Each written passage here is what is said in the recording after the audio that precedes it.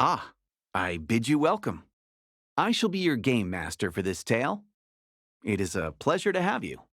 Now then, just like this, I will be using cards to draw you into the world of this story. From time to time, you may be presented with choices like this.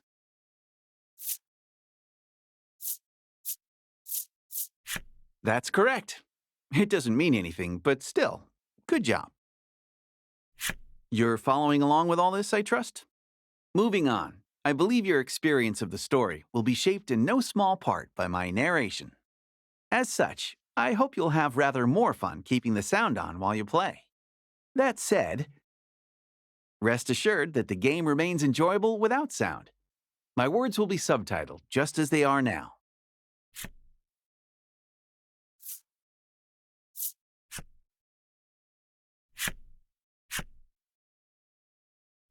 With the formalities sorted, we're all ready to begin the game.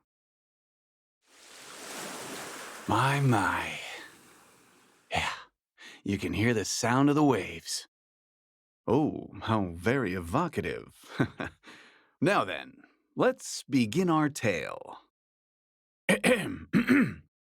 Allow me to welcome you to the world of Voice of Cards. You're about to step into the shoes of the hero of this tale as he sets forth on a grand adventure. Said adventure takes place in a remote part of the sea, in which ancient traditions are alive and well. You will touch the hearts of many who dwell in this place as you journey to change fate's promise of untold ruin.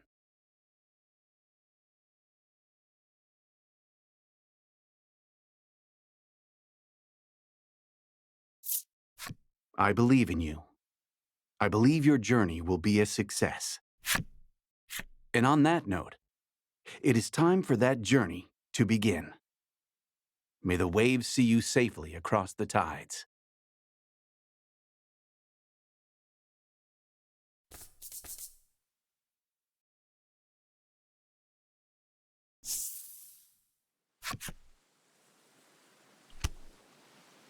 Our story begins in a secluded grotto. The sound of the waves echoes softly across the rock walls. A solitary young man stands in front of a ship floating in the water. Brush in hand, he busies himself painting the vessel. Once he finishes his work, he decides to carve his name into the side of the hull. A finishing touch.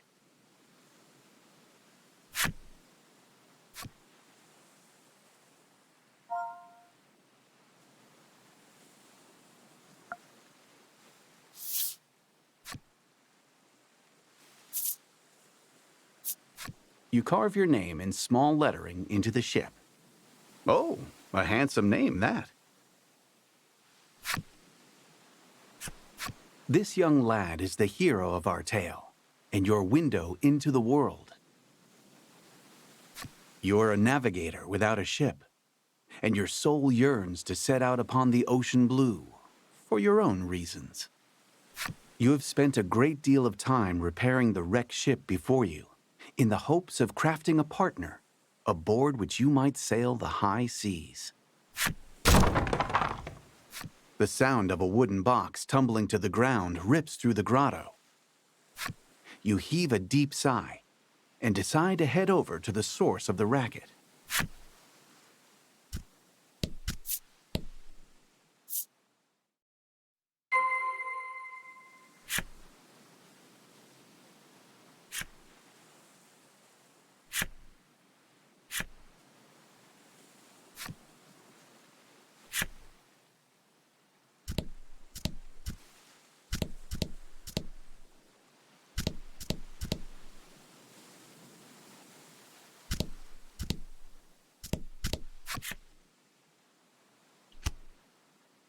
The source of the noise turns out to be a young girl. It looks as though she has knocked over a wooden box, packed with shipbuilding supplies, and is in quite a panic about it. The girl's name is Laddie. You came across her some time ago, collapsed on a beach. You attempted to bring her to a nearby village, but she was quite opposed to the idea for some reason. As such, she has been helping you repair the ship here. You're not quite sure how to respond to her knocking the box over.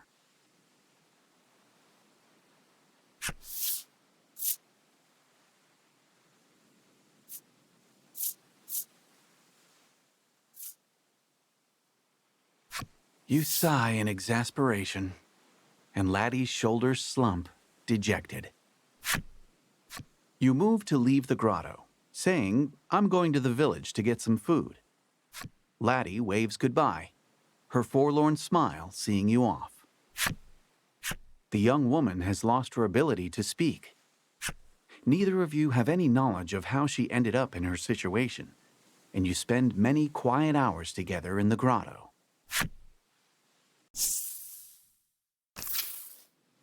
The scent of the sea and a sense of isolation hang heavy in the air.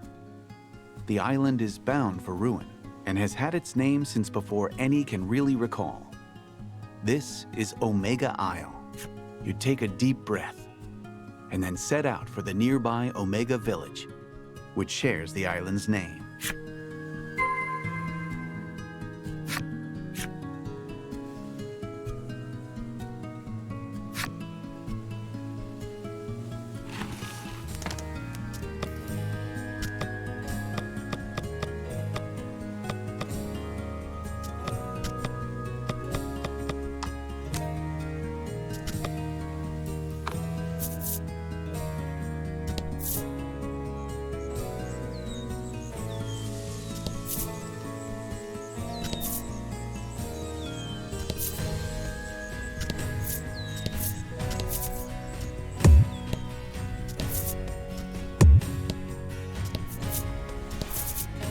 Beyond the pier, the ocean sprawls out in all directions, beckoning you to adventure.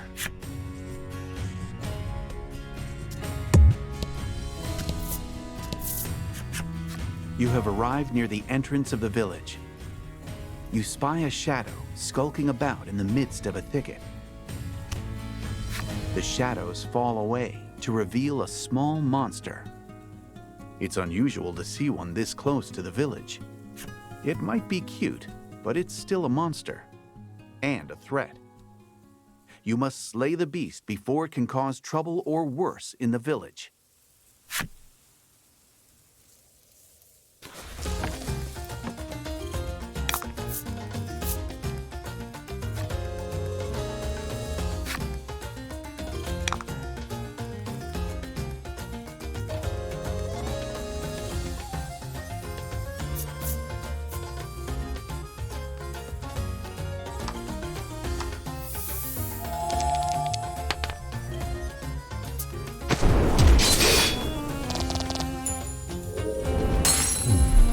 Good work.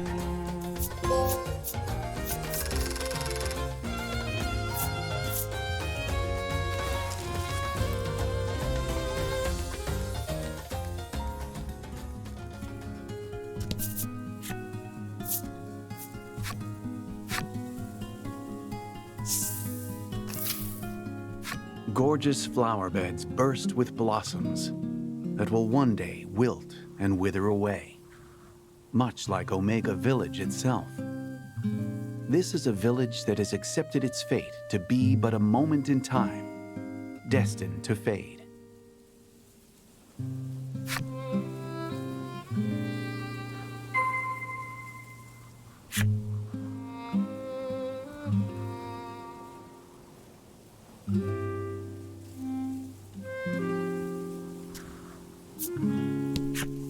An island in want of a maiden shall fall, he mutters, to no one in particular.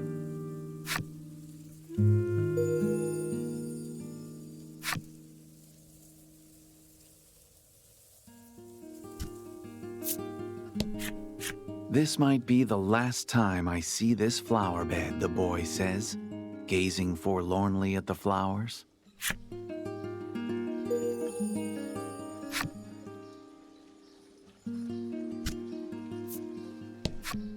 I wish I got to be the maiden, the girl says mournfully, dressed head to toe in maiden garb and clearly pretending to be such.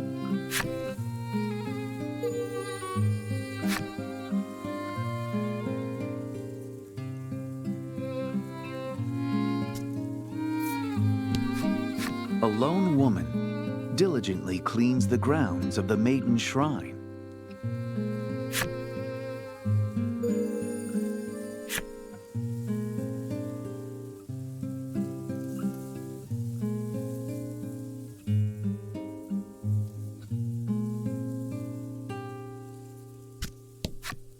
The windows are closed, and it's too dark to see much inside. All sound seems to fall away.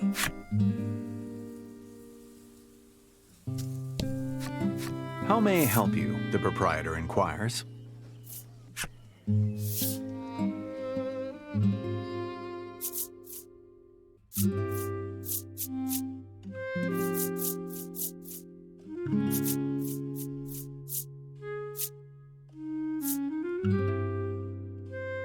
Will that be all? The proprietor asks. How may I help you? The proprietor inquires.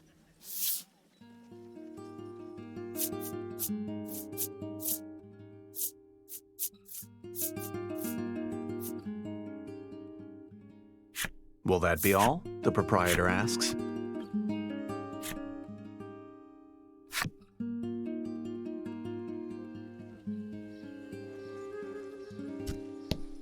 How may I help you? The proprietor inquires.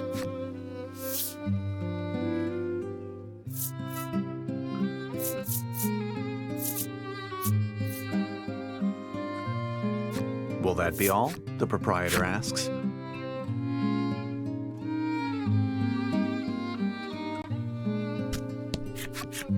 You stop in at the mayor's house and discover that he already has a guest. The two are engaged in discussion. You listen in and learn that they are troubled by monsters that have appeared near the village and have been devouring precious stores of food. The villager sighs deeply. I suppose it's about the end for the village, they say flatly before departing the mayor's home. The man left standing in the room has a certain sagacity about him. He notices you waiting and inclines his head in greeting. His name is Grief. As the village's mayor, he spends his days dealing with all manner of happenings around town. He looks to be at a loss over the damage being caused by the monsters. It would likely be a simple matter for you to deal with the beasts.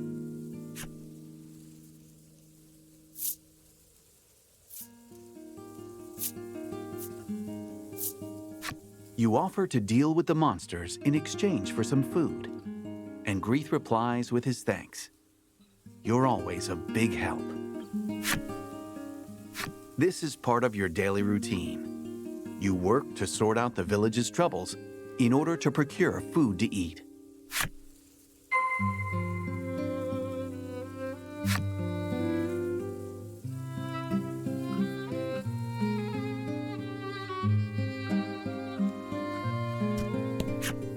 Home sweet home. This is no time for a nap. You turn around and walk out the door.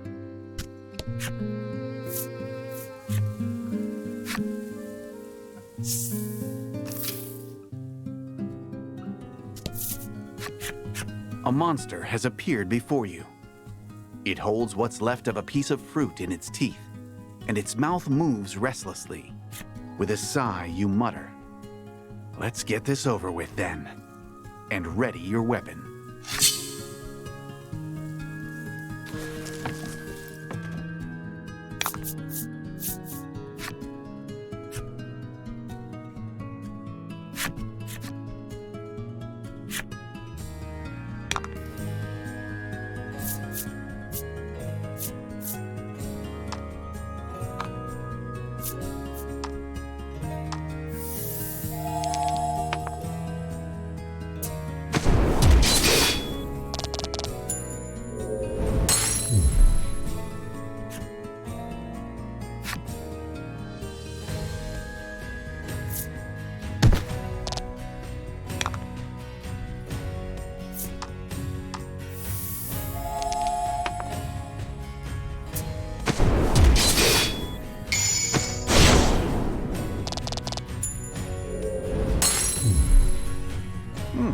Congrats.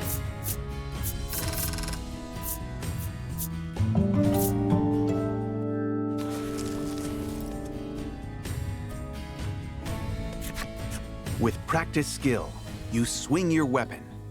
The blade flashes through the monster's throat. Merciless. Perfect aim. It would appear that you are quite accustomed to killing. You wipe the blood off your weapon. As you do, you notice a shadow in the distance. Another monster, perhaps?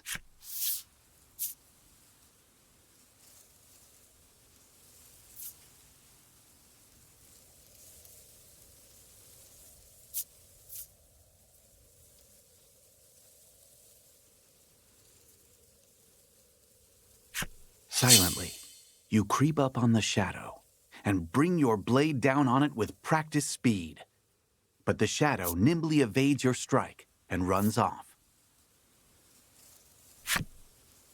Whatever the shadow was, it was taken aback by your unexpected assault. It looks like it ran off in the direction of the spire near the village.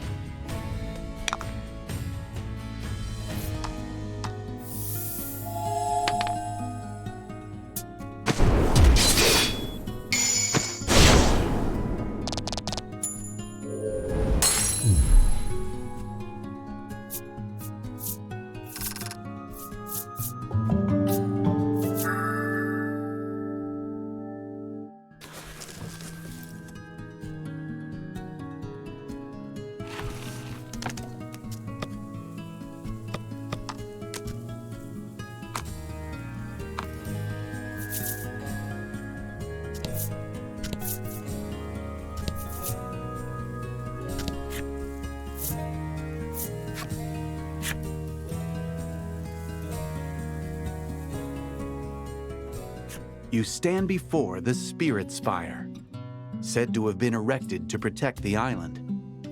Yet with the villagers having accepted ruination, it now stands forlorn, an edifice without a purpose. This place, so named for the spirits themselves, is one that the villagers do not enter. Despite this, you say to yourself, I have to get rid of the monster, and decide to profane the place with your presence.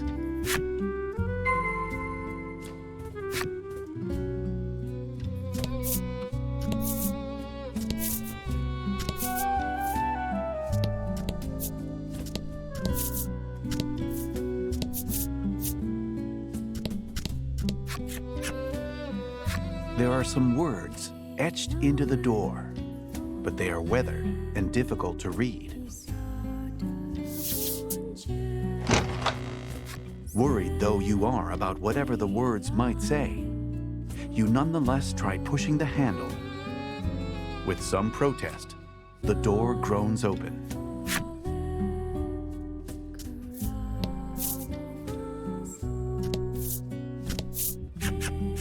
spy the shadow of the monster you had countered earlier. Your insight that it had taken refuge in the spire has proven a good one. The shadow notices your presence and flies off at blinding speed. You can't help but admire the rapid escape, though it looks like you're back to chasing after a shadow.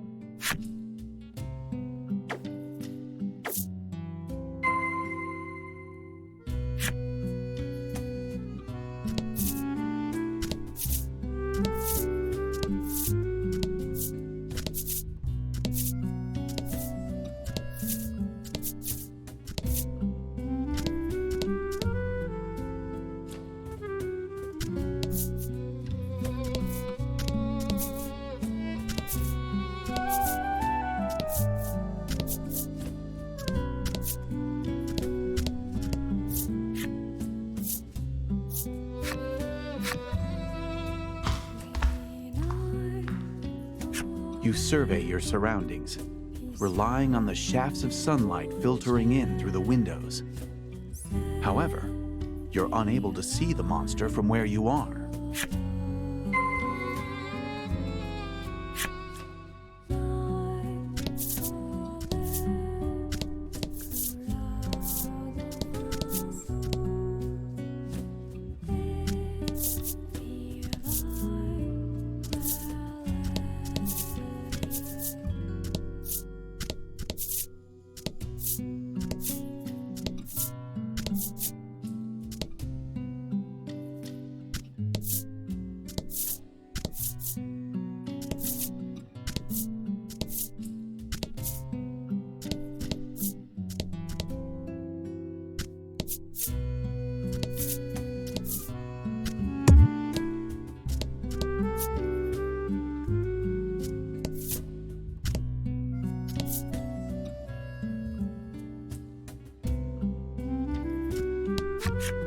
In the back of the large hall, there is an altar, which evinces a sense of deep mystery. The altar is wrought of a strange kind of stone, its surface polished smooth. It looks as though it's meant for use in some important ritual. You approach the altar to check that there are no places for monsters to hide themselves away inside it.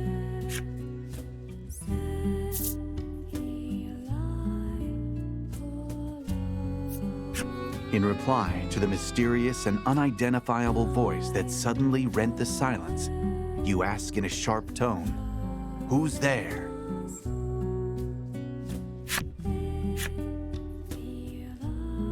You strain your ears, trying to make out the broken snippets of words echoing off the chamber walls.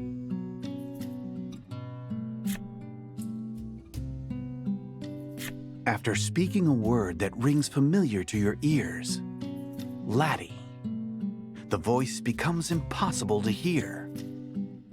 It cannot be. Could you truly have heard the voice of the spirit from the Maiden's myth passed down on the island? All signs of the monster you were in pursuit of seem to have vanished. For the time being, you decide to return to the village and report your success.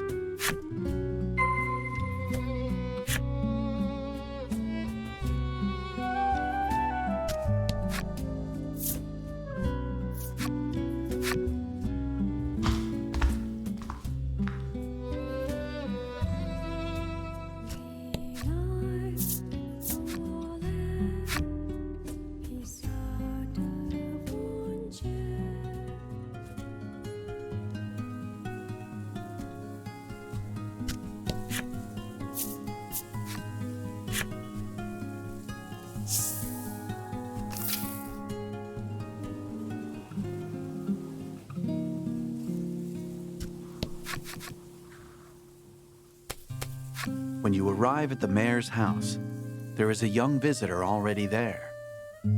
She looks to be making an impassioned request of Grieth. In a wearied voice, Grieth replies, "There is no longer any maiden in our village." Admonished, the girl leaves the house with disappointment written across her expression. You inform the mayor that you've taken care of the monsters around town. As thanks for completing the job, the mayor hands you a basket of fruit. Oh, good, you think to yourself. Another day, another basket of fruit.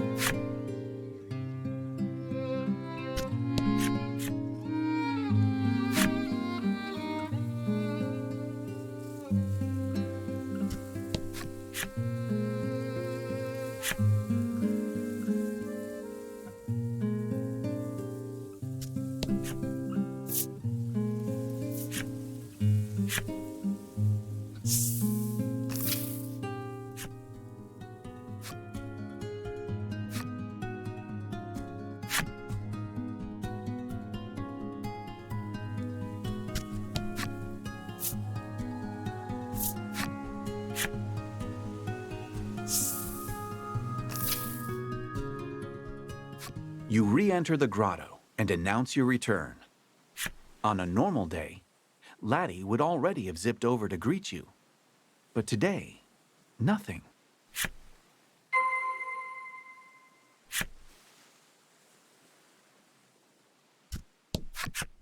You walk over to Laddie and discover that she is sound asleep. Life in the grotto is not one of creature comforts. Rather, a fair few inconveniences. You've tried several times to bring Laddie to the village, but she was adamantly opposed on every occasion. You sometimes catch glimpses of her face while she sleeps. Always it is contorted in anguish, as though she is in the throes of a terrible nightmare.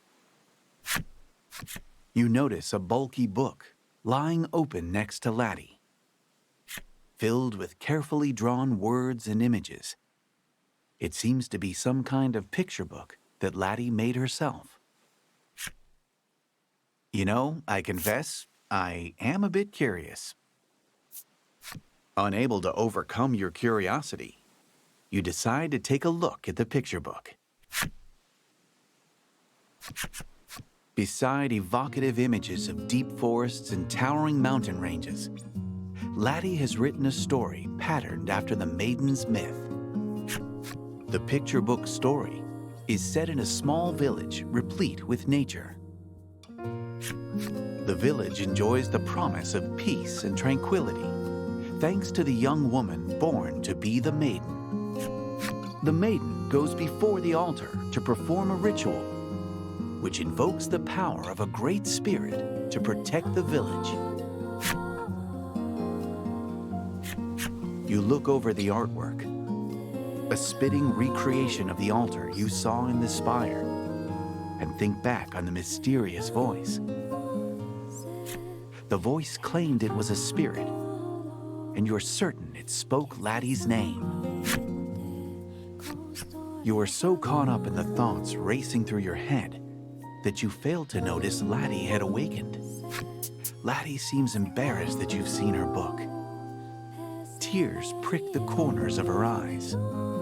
If Laddie were indeed the Maiden, it would be no exaggeration to call her the very light of hope, a protective force that could save the island from its encroaching ruin. With faint expectation tightening your chest, you consider taking her to the altar in the spire.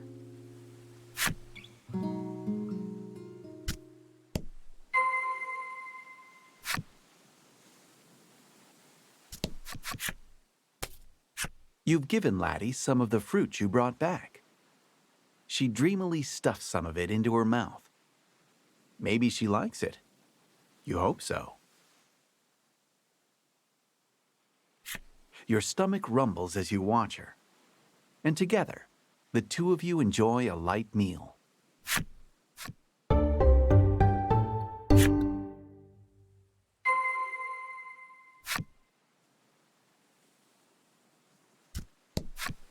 The ship you've constructed gently bobs in the waves. You run your hand along its hull in admiration, and then return to the litany of tasks still to be done.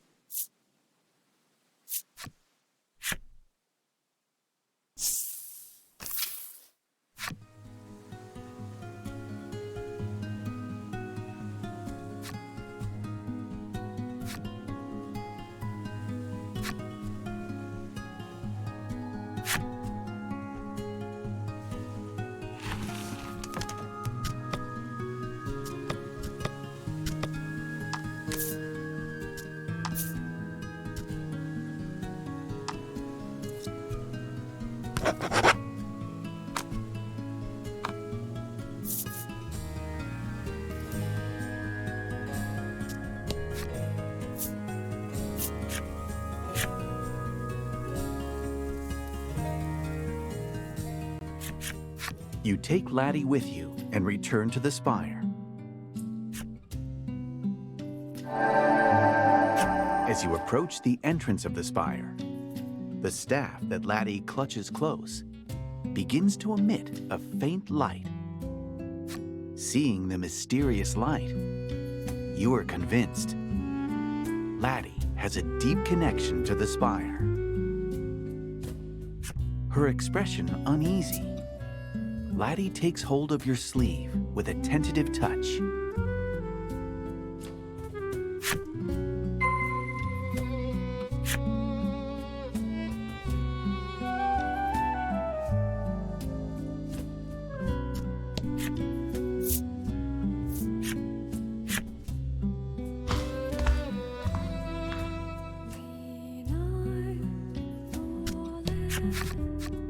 You stand before the altar once more, bathed in an air of mysticism. The light emitting from Laddie's staff intensifies, as if indicating its destination.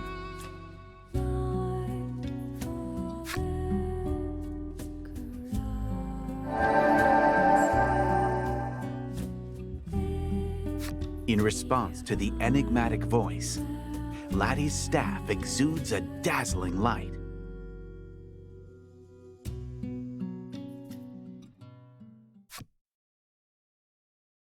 A spirit appears right before your eyes. Well, maybe it's a spirit?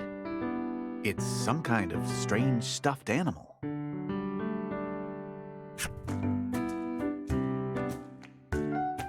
The stuffed toy seems to be affecting a voice of considerable gravitas and choking itself in the process.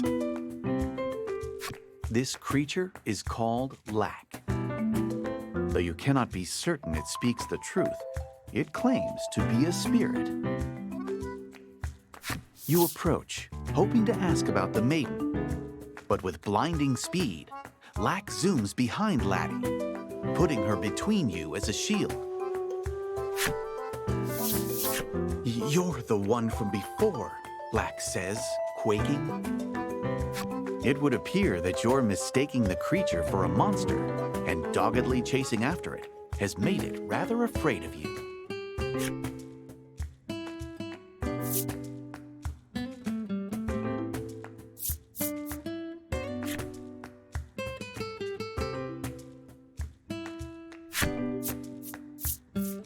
You hold out an offer of reconciliation, and Lack takes it and immediately starts munching away. Between bites, it says, "You've got some good taste there." You're not really sure if the make good worked out, but in any event, Lack looks willing to listen to you now. You ask about the Maiden once more, and Lack begins to talk a lot. It seems to enjoy doing so.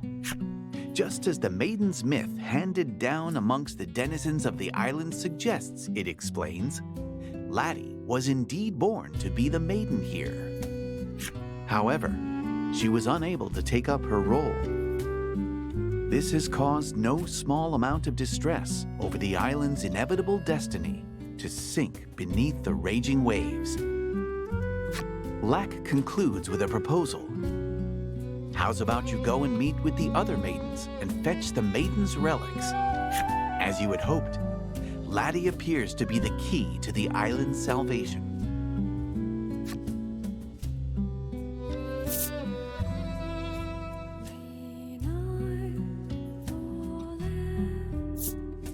This island is not the only one home to a spirit.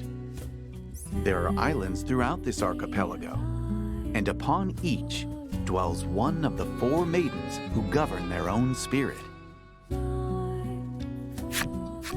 The self-proclaimed spirit explains that if you bring the maiden's relics that each of these maidens possess back to this spire, Laddie will be able to become a maiden herself. Laddie shows the staff in her hand, wearing an expression that seems to say, "This is a maiden's relic."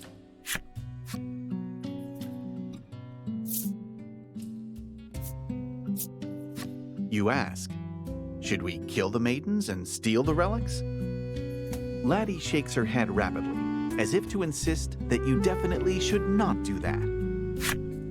As Lack explains, each maiden has an attendant, an escort, and protector. This would make it difficult to take the relics by brute force.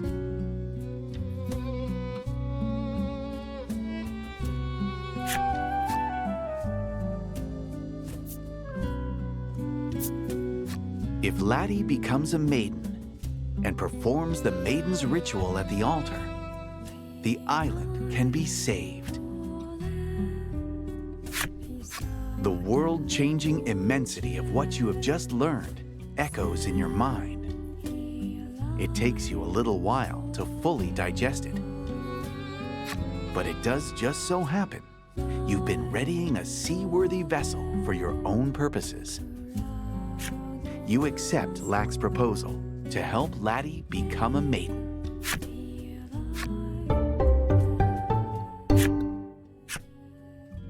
So, you want me to poof you back to the entrance? You decide to make for the spire's exit.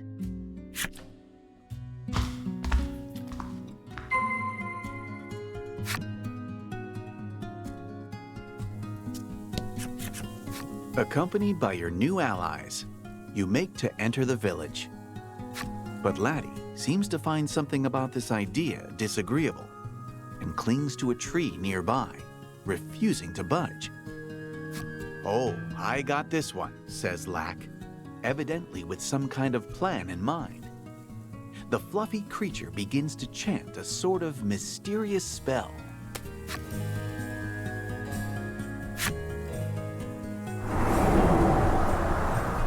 Suddenly, Laddie's face is transformed into that of an odd old man's. Laddie touches her transformed visage and then gives a thumbs up, perhaps as if to say, "Good job. You are a god." But Laddie looks sideways at you as she walks into the village, her identity now safely hidden.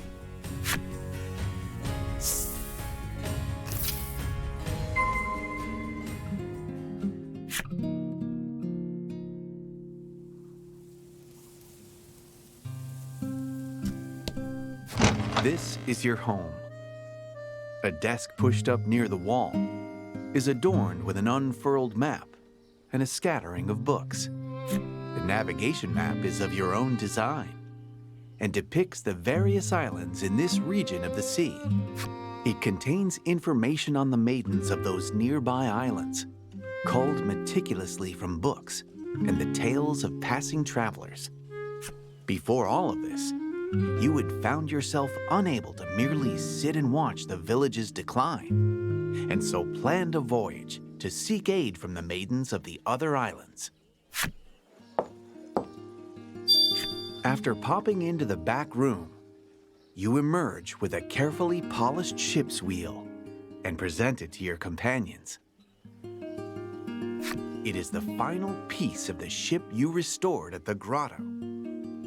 With it, you will finally be able to set sail on the voyage you have dreamed of for so long.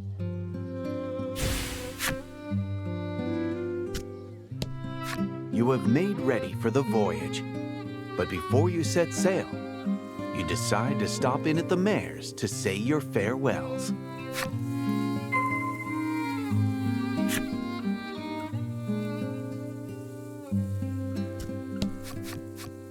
Grieth's eyes fall over the unfamiliar face behind you. And who do we have here?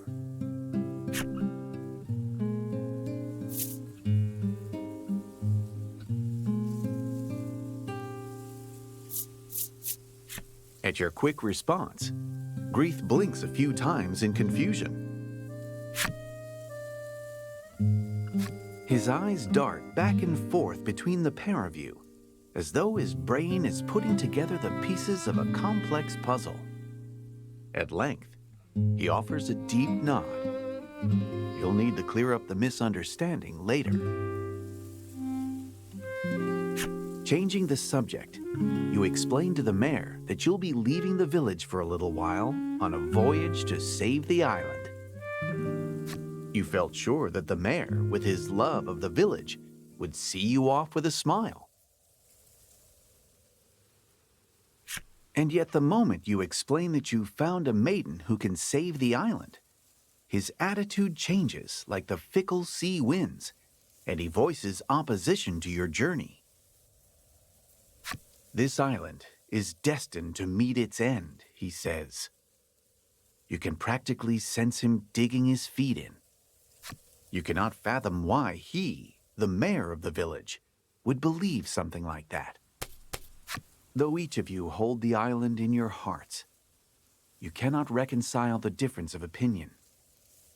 Like lovers going their separate ways after an acrimonious spat, it looks as though you will be setting out on bad terms.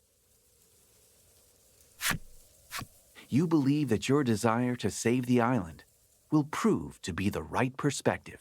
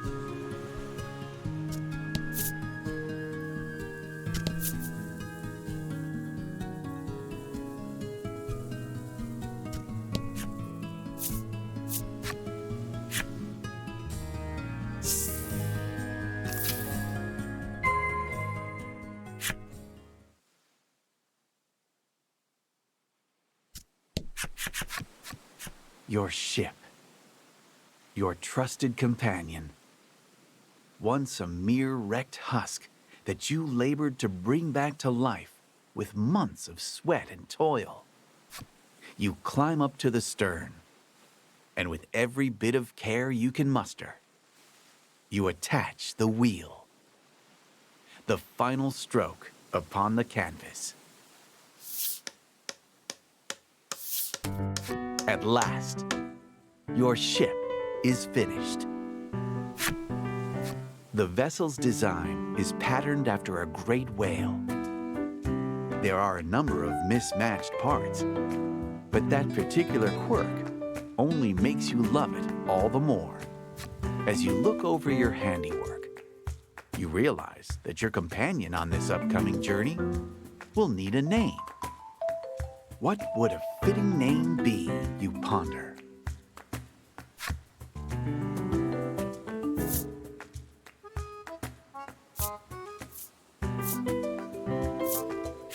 Laddie tears a page from her book and then scribbles a name down on it. In her small handwriting is written, "The Bon Vent." According to Lack, the words are a kind of prayer in the language of the spirits for safe passage when bidding one farewell on a long journey. A farewell said before long journeys. The words could make a fitting appellation for your ship. You're unsure of just how much you ought to trust Lack, or his skill with words. But nonetheless, decide to go with Laddie's suggestion. Together, you load up the Bon Vent with the necessary provisions. Preparations for your departure are now finished.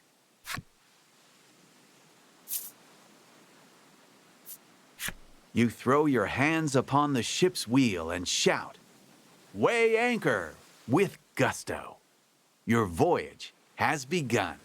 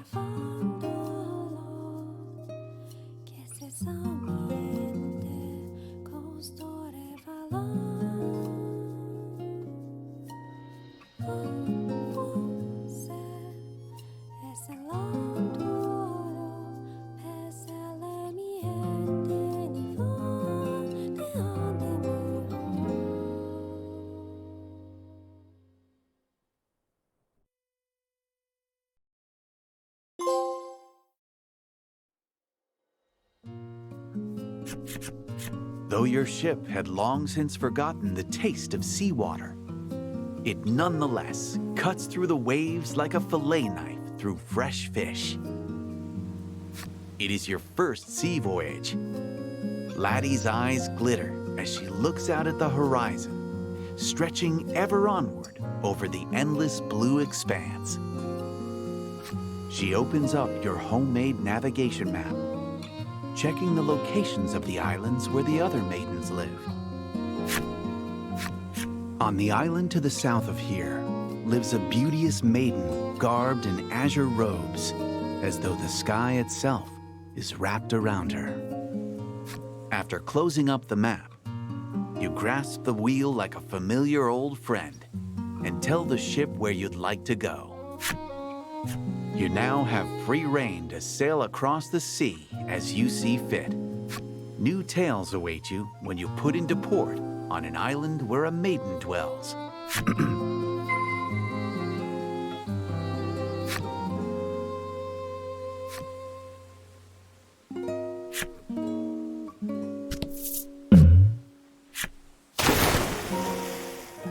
You spot something blown into the sky from a whale's spout. It looks like it might fall this way, but it's hard to make out with the sun behind it.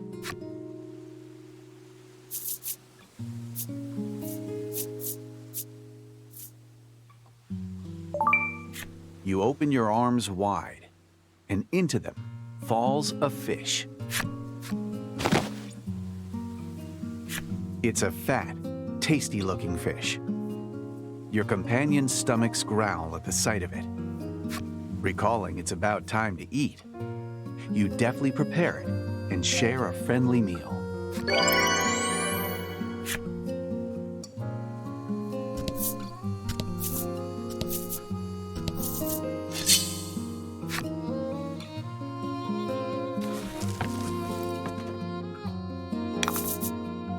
Don't hold back.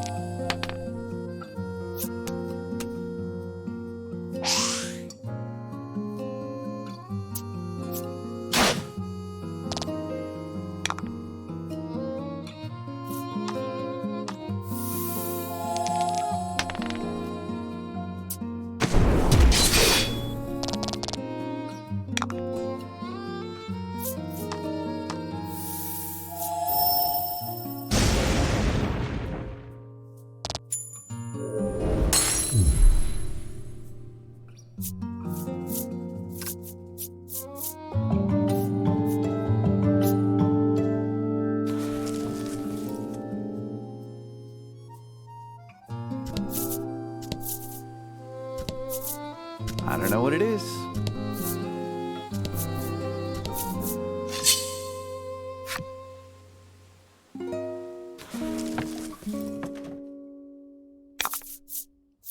Don't hold back.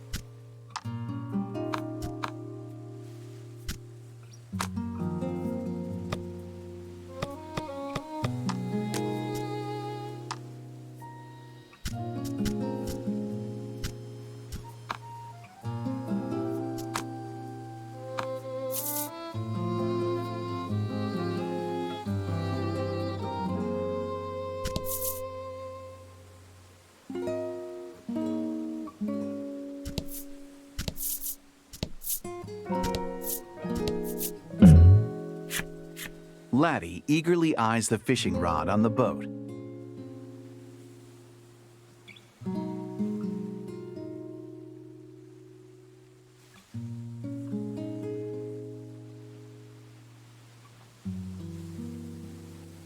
Up for some fishing, you ask? Laddie gives a hesitant nod.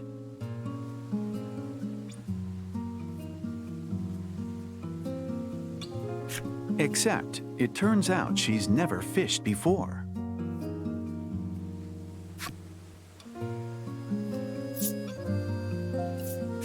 You show her how to hold the rod, and she casts the line into the water. Almost instantly, the rod begins to bend. You'd better tell her when to pull up.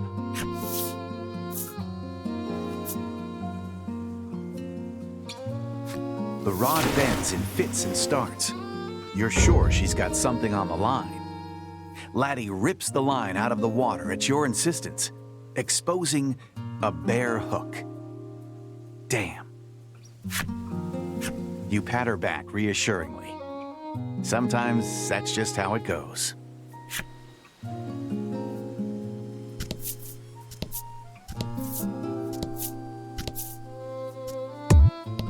Nope, no. Ah, the great open sea. Huzzah! What an adventure!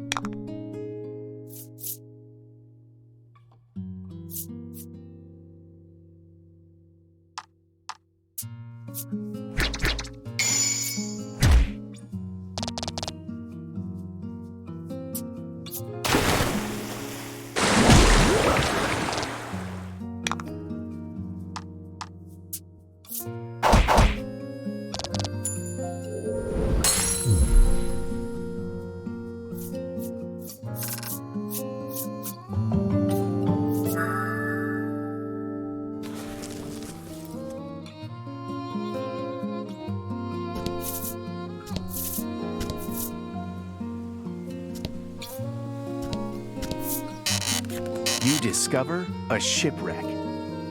You climb aboard and begin searching for anything useful.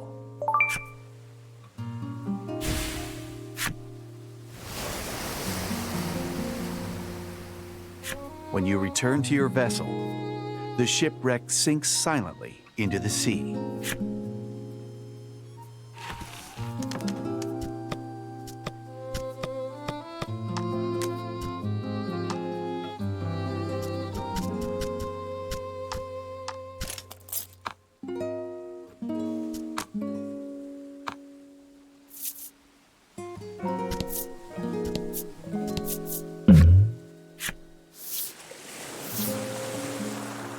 A large chest floats in the water before you, no more than an arm's length away.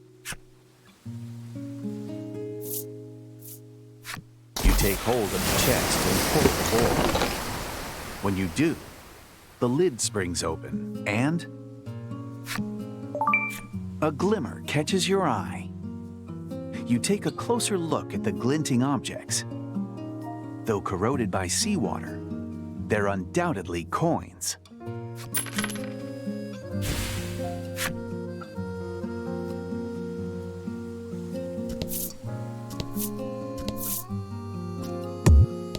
Oh, excuse me.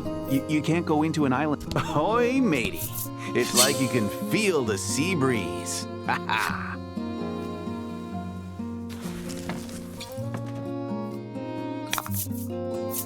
Hope you win.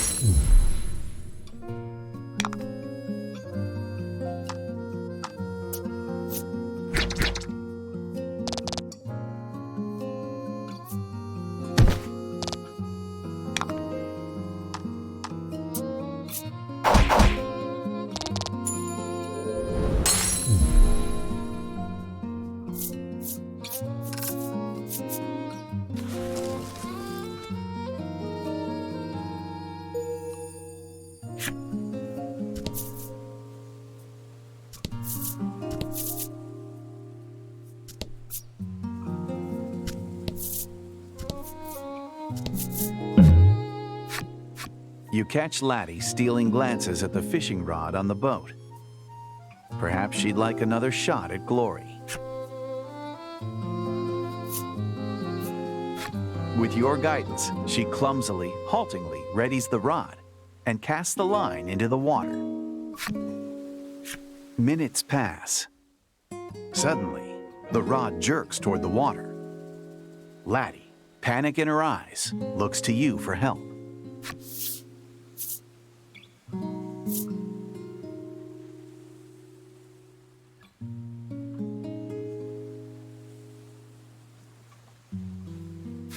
The end of the rod whips toward the water.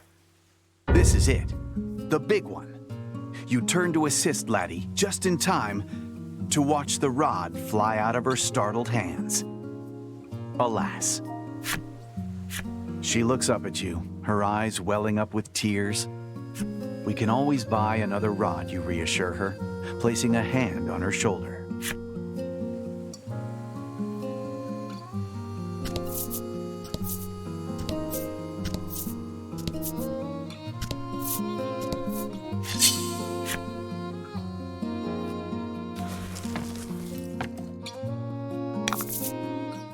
Fight him off.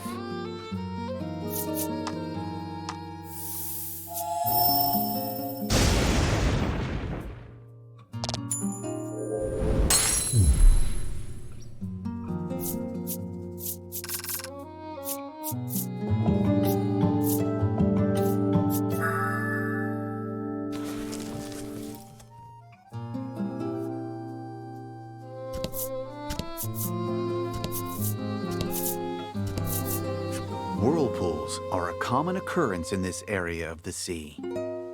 It doesn't seem like your ship is capable of crossing them.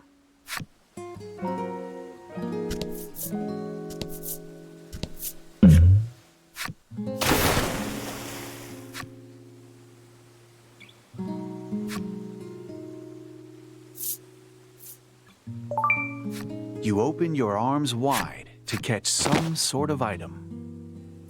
You gladly accept it as a gift from heaven.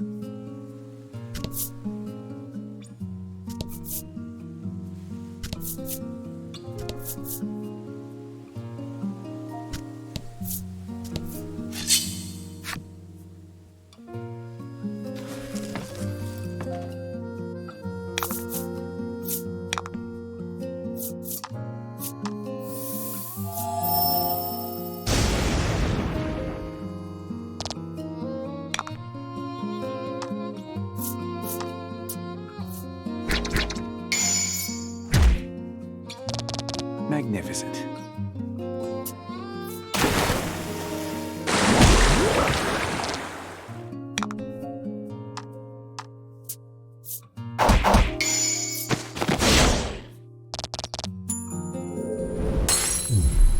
Fortune favors the bold.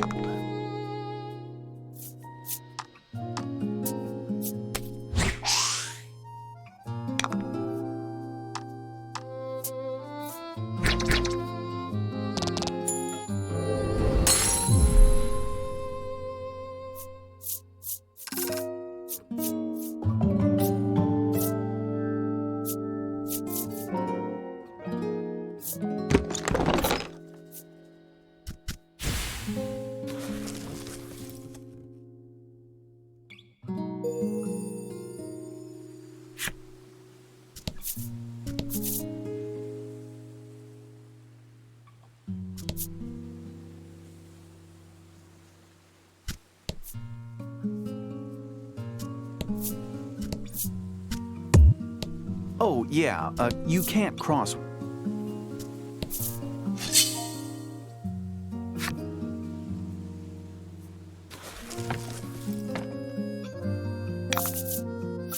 Fight him off.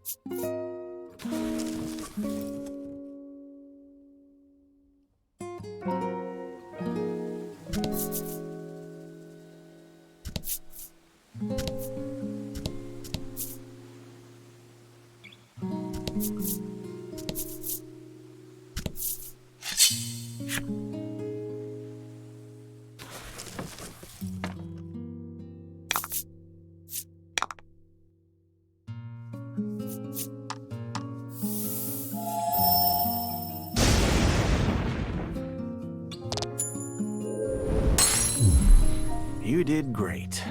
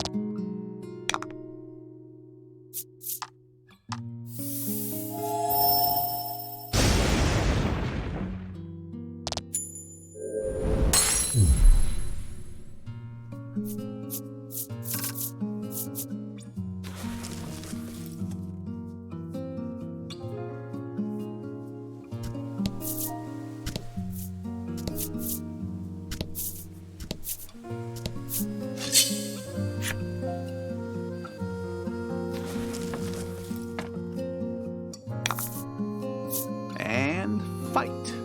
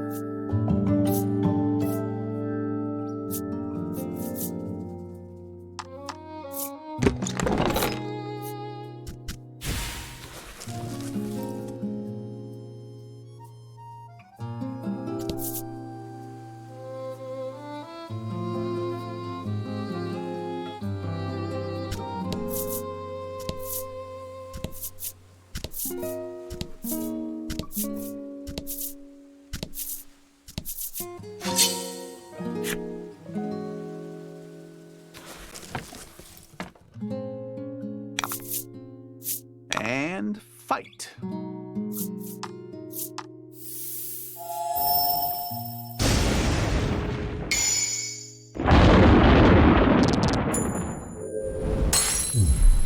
Magnificent.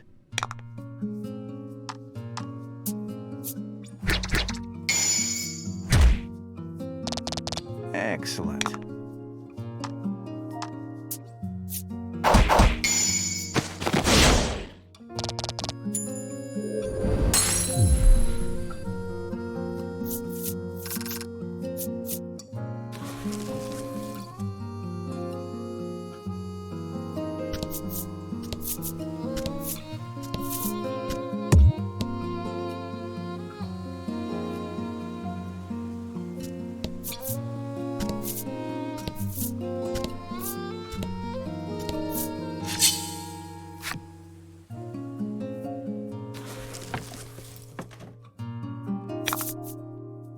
Fight him off.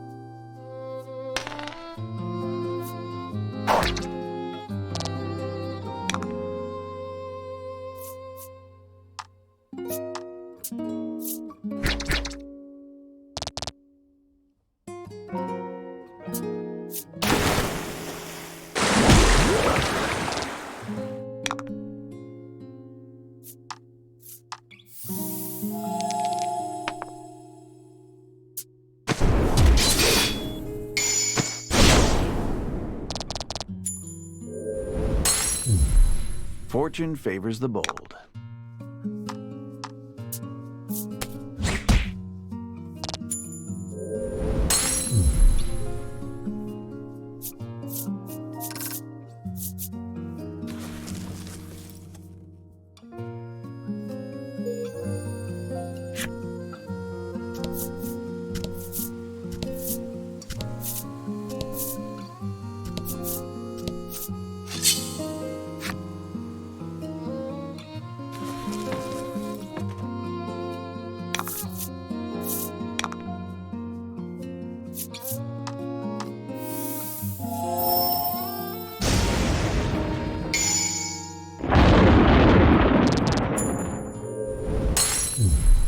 Magnificent.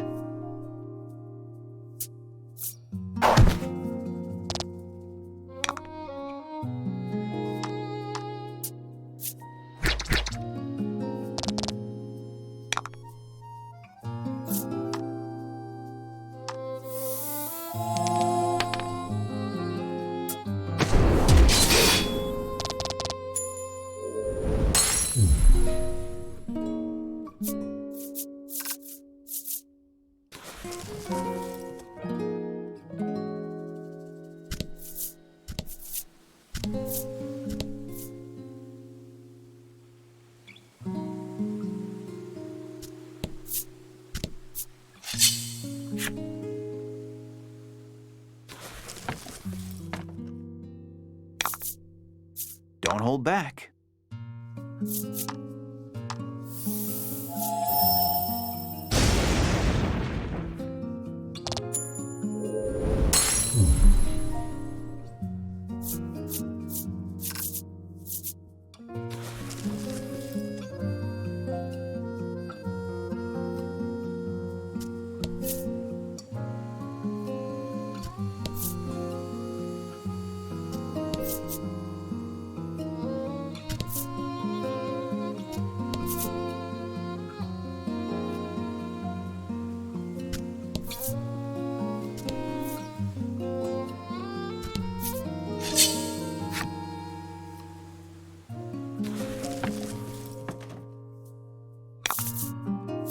Fight him off.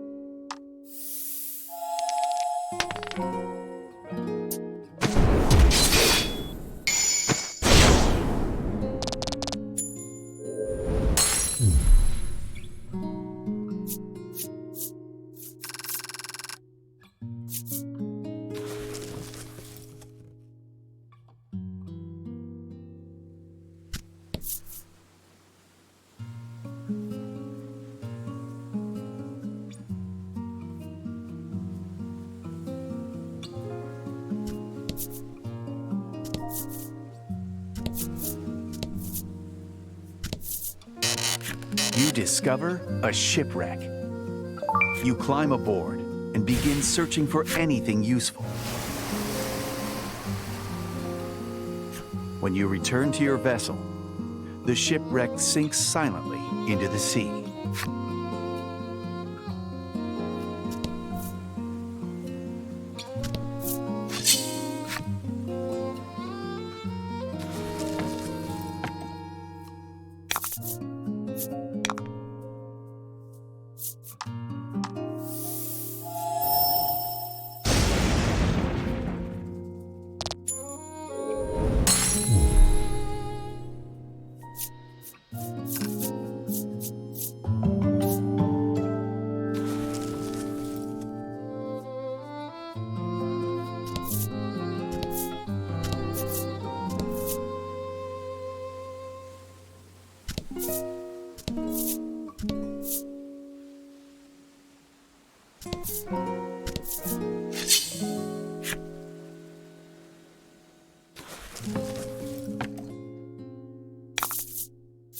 And fight.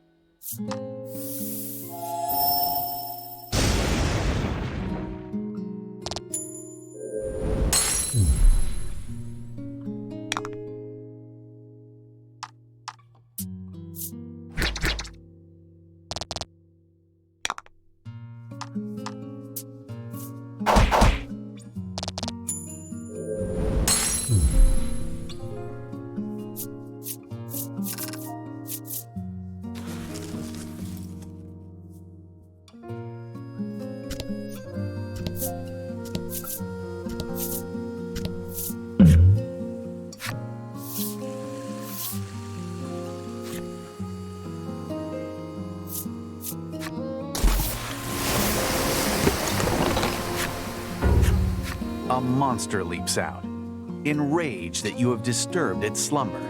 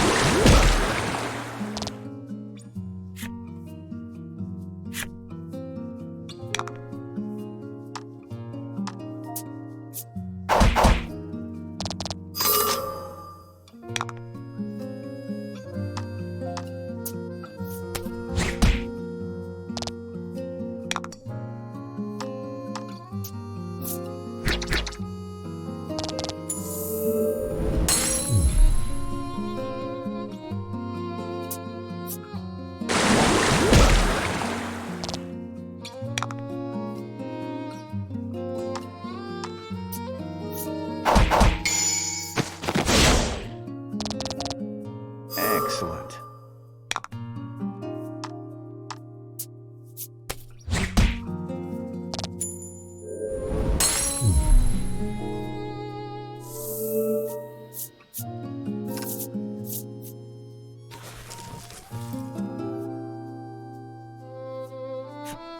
After vanquishing the beast, you peer inside the chest. You grin, realizing that your find may be able to aid you on your journey.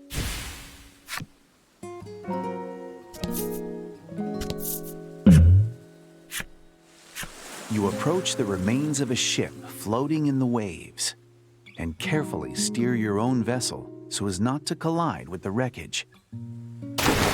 As you do, Laddie pulls something up out of the water. It's completely soaked, but appears to be some kind of voyage log. Most of the ink is smeared by seawater, but one page is still legible.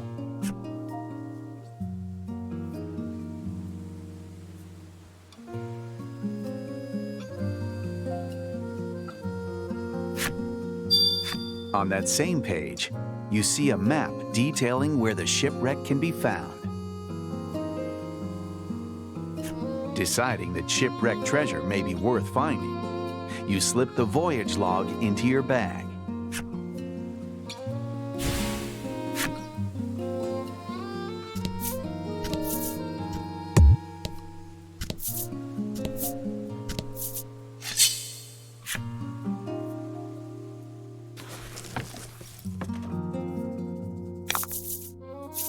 Fight him off.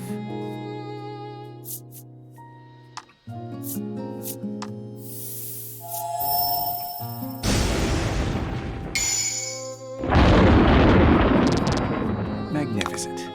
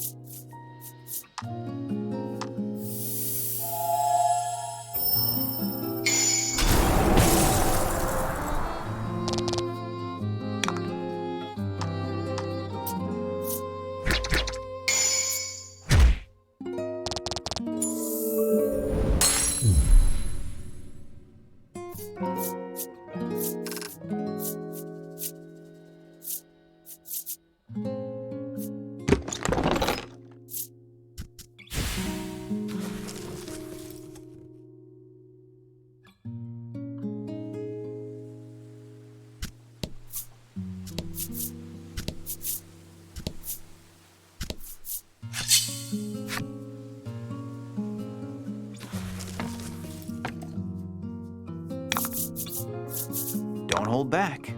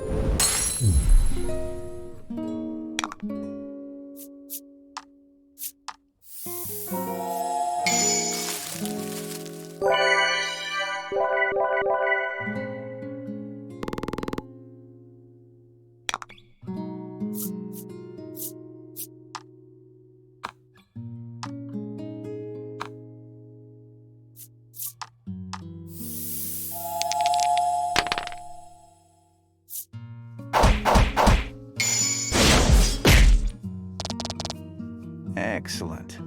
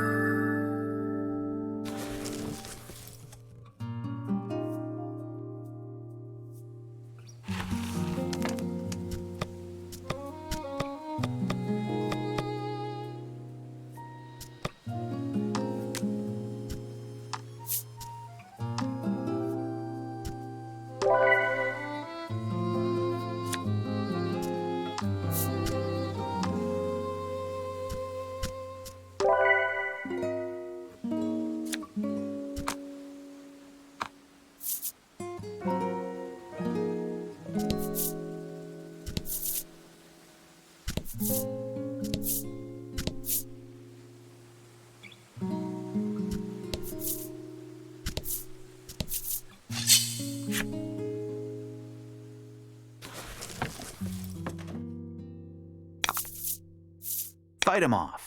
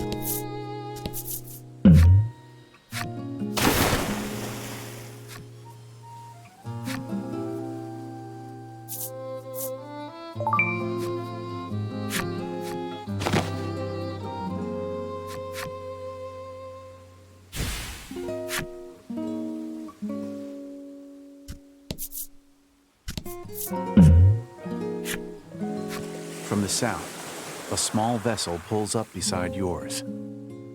The fisherman aboard is trembling and pale. You ask the fisherman if he's all right, and he stammers out 2 words. Ghost ship.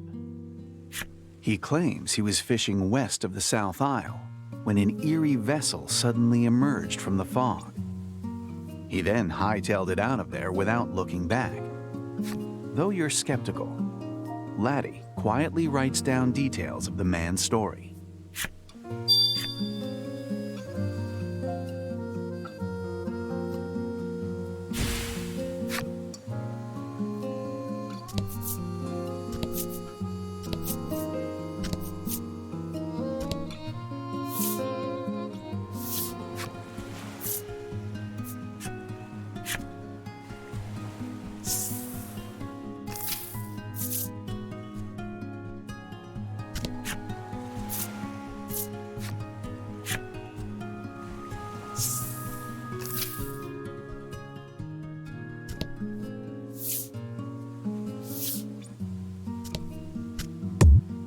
Oh, excuse me.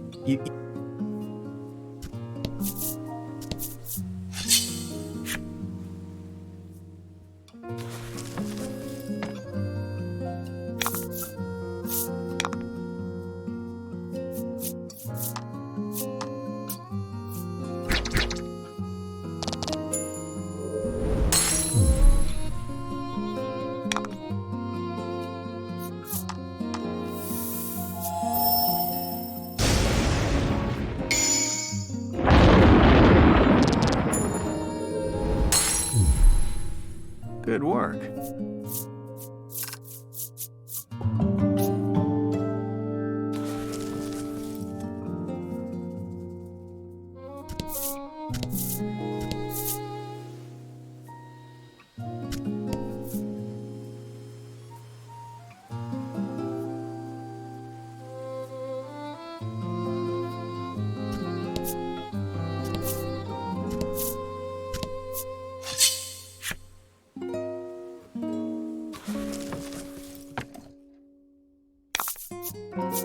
Don't hold back.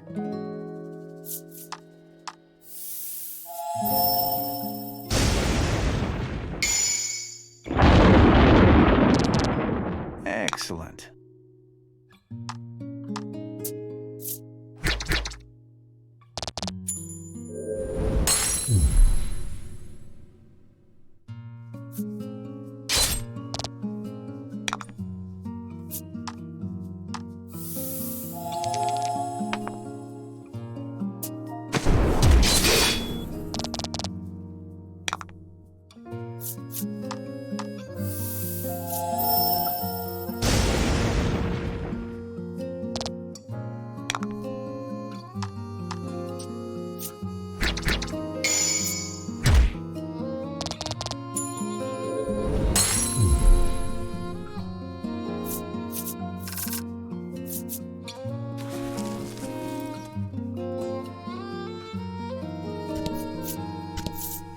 I don't know what it is.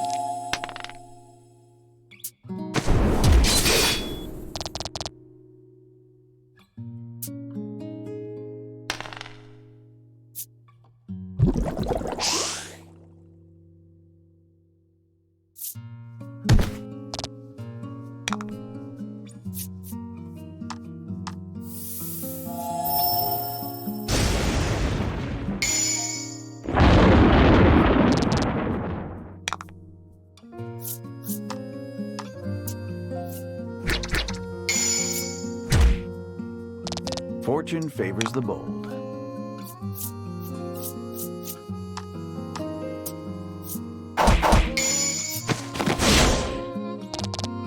Fortune favors the bold.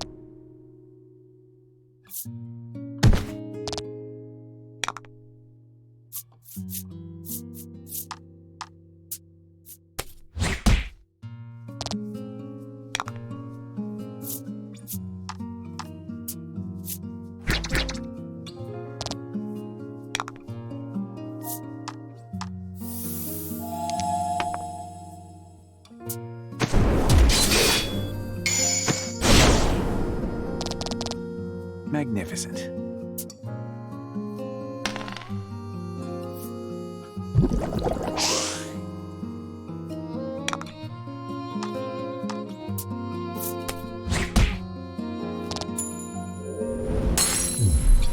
You did great.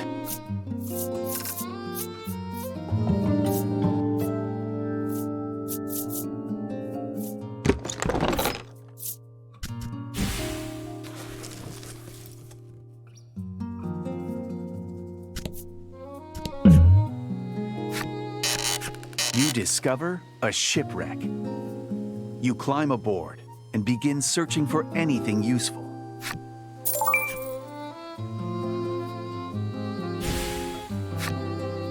Now that I think about it, you say, pulling the voyage log out of your bag and looking at the map. It's just as you expected. This is the shipwreck you read about in the voyage log. As you peer further in, you see a door that likely leads to the treasure hold. You recall the log mentioning the treasure hold becoming a den of monsters and turn to your comrades, urging them to be prepared for what may lie ahead.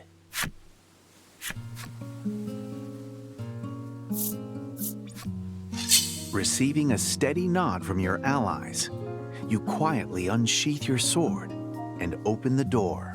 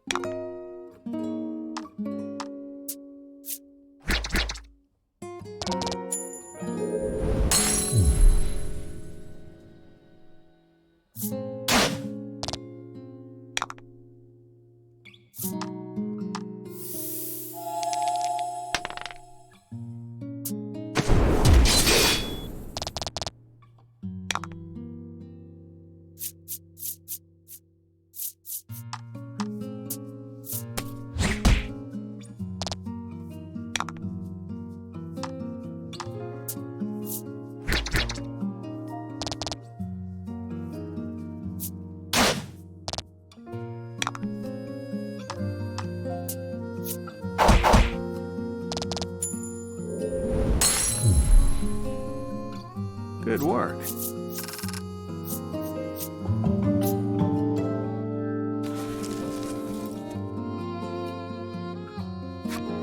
The treasure hold is a mess, but you spot a single unscathed chest among the wreckage.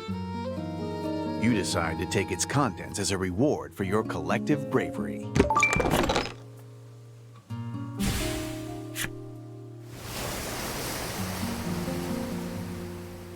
When you return to your vessel, the shipwreck sinks silently into the sea.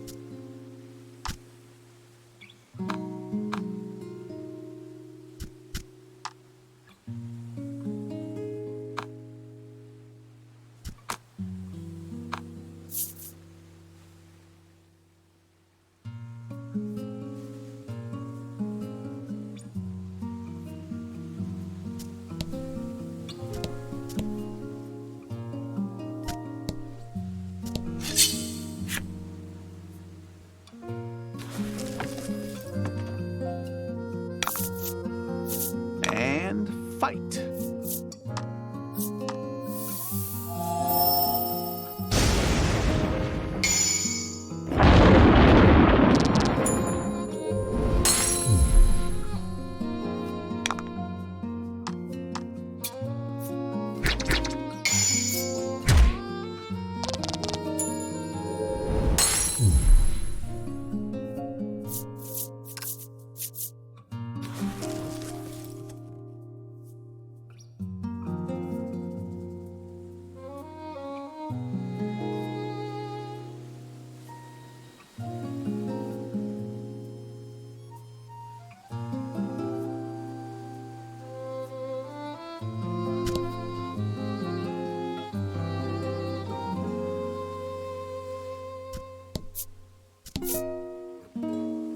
Ah, the great open...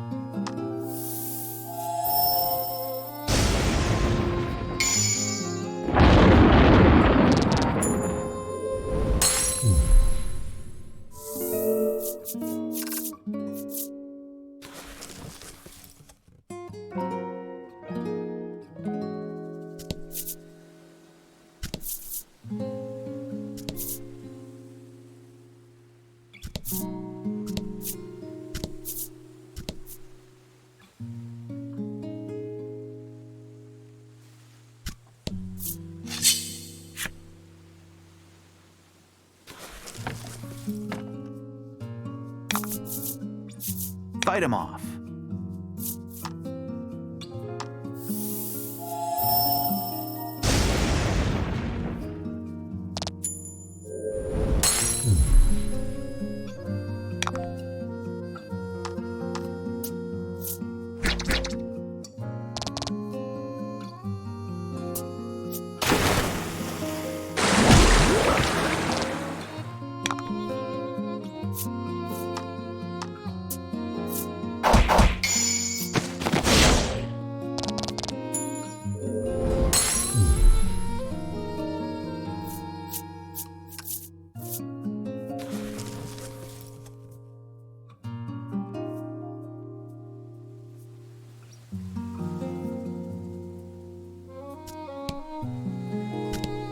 Ahoy, matey. It's like you can feel the sea breeze. Ha ha.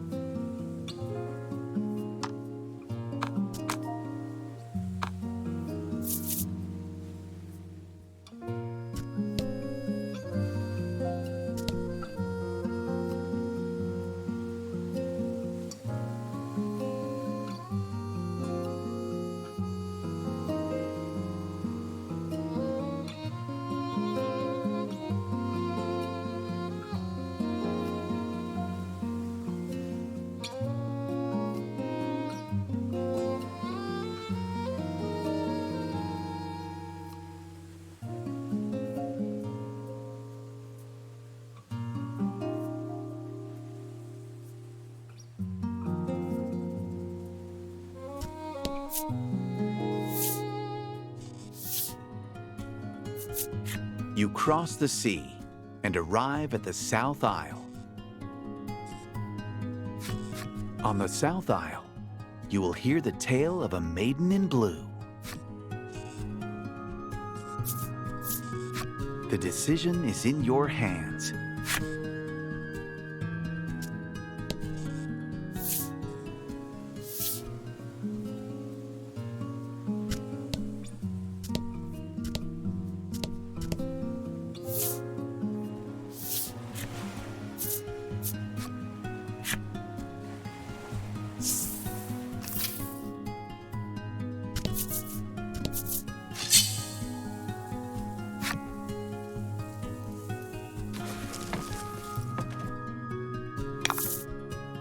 Hope you win.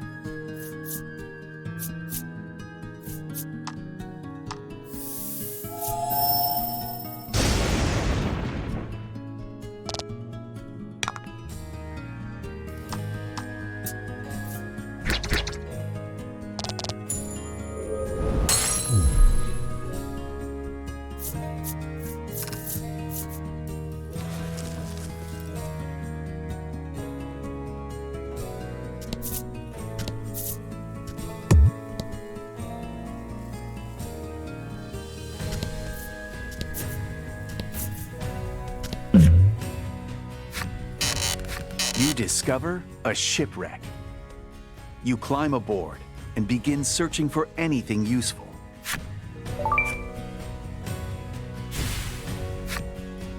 As if remembering something, Laddie suddenly reaches a trembling hand into her pocket and pulls out one of... Could this be the ghost ship the fisherman told you about?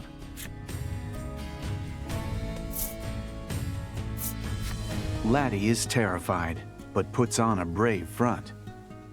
You worry about her, but decide to continue your search when an apparition appears, perhaps bearing a grudge against the living. It rushes at you.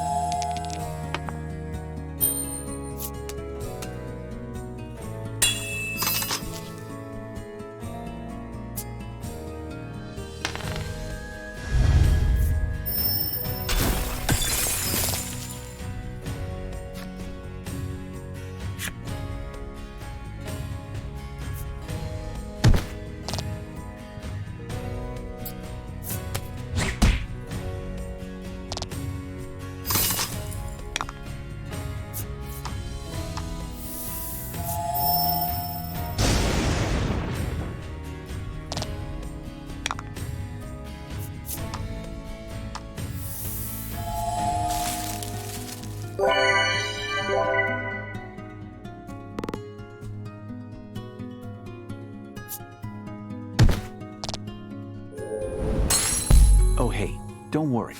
Their coffin card being down doesn't mean that...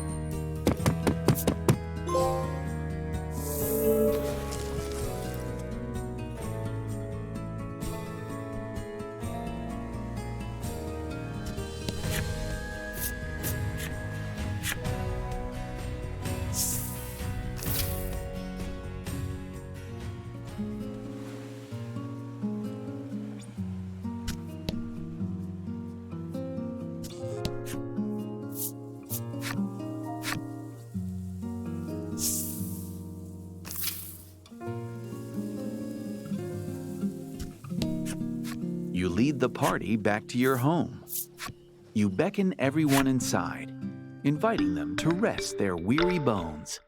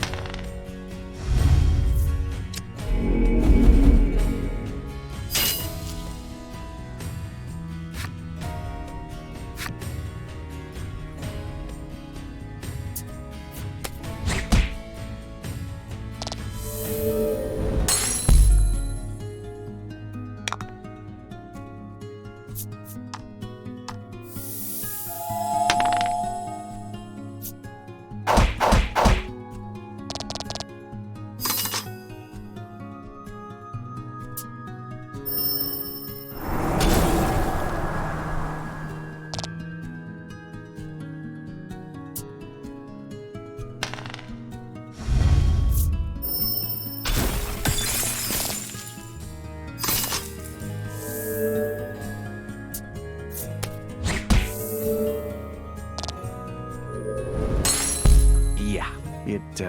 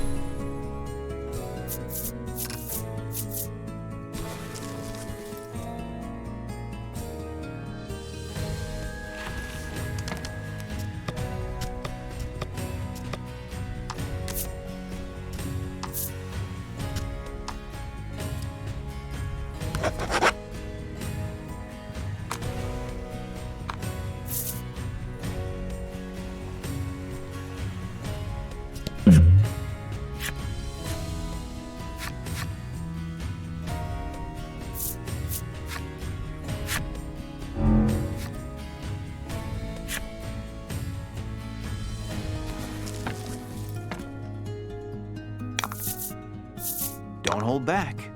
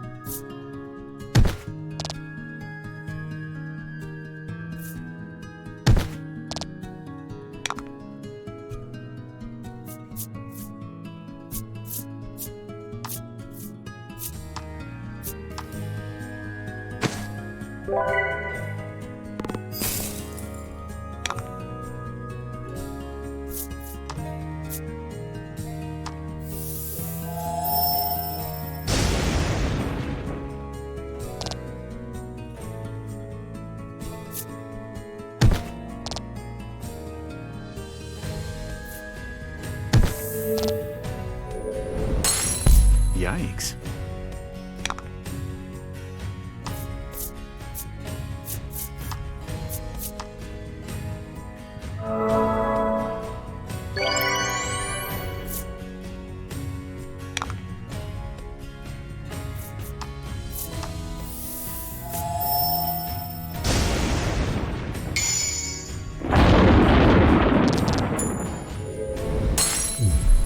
Magnificent.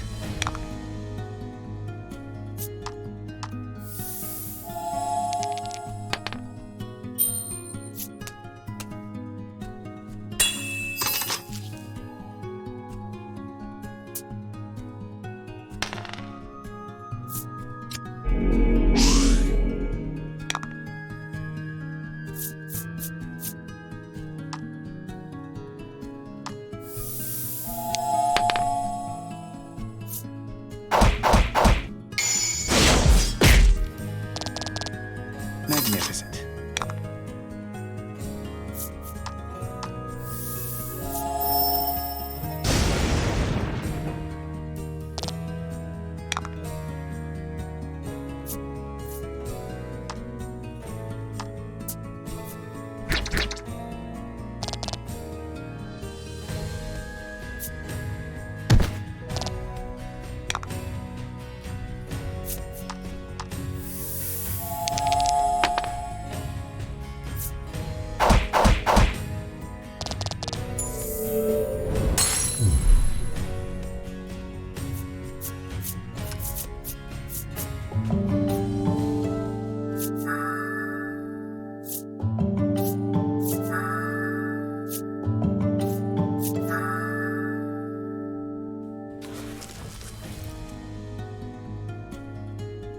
After exorcising the spirit, you find a ring on the ground. Could this have been what the ghost was possessing?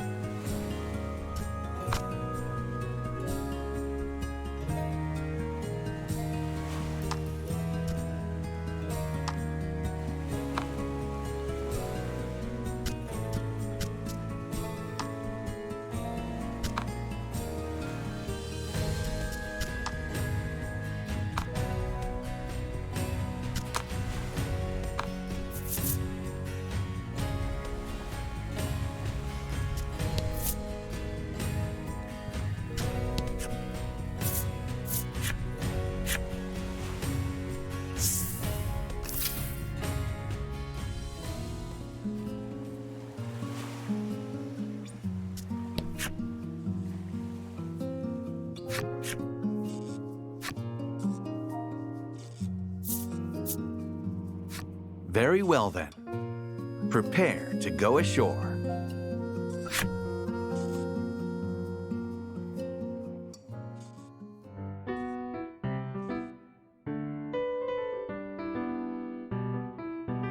Bright rays of sunlight beam down onto the warm South Isle. Something about the place reminds you of the refreshing cool of the ocean.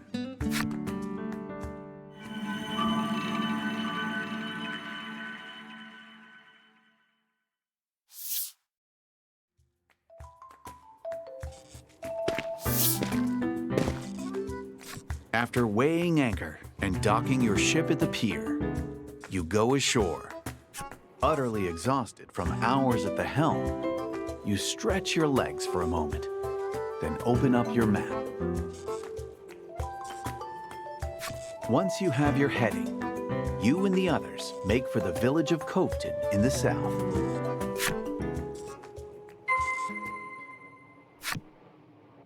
Okay, now let's go.